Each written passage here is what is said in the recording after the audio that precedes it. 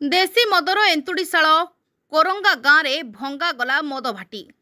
देशी मद भाटी रे अबकारी विभाग चढ़ाऊ जबत होइतिबा बेआईन मद को नष्ट करा जायछि। आठगड़ थाना अंतर्गत कोरंगा गाँव में चोरा देशी मद भाटी उपरे अबकारी विभाग पक्षरु बड़ धरणर चढ़ाऊ करा जायछि। घटनास्थल भाटी छाड़ी मद माफिया फेरार हो जाइछन्ति। आठगड़ उपजिलापाल नेतृत्व में आठगड़ डीएसपी आईआईसी आठगड़ अबकारी उप अधीक्षक समेत एक प्लाटून पुलिस फोर्स चढ़ाऊ रे सामिल होइछन्ति। आज अबकारी विभाग पक्षरु चढ़ाऊ जारी रहिछि। Bureau report Odisha digital.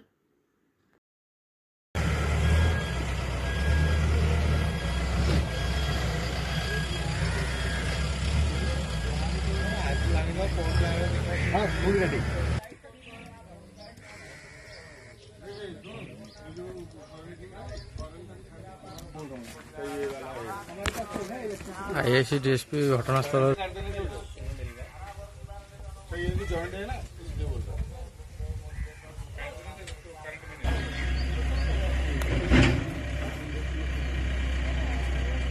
तो इसका अगर लाइट कभी कट भी कर देंगे तो ये कोई वो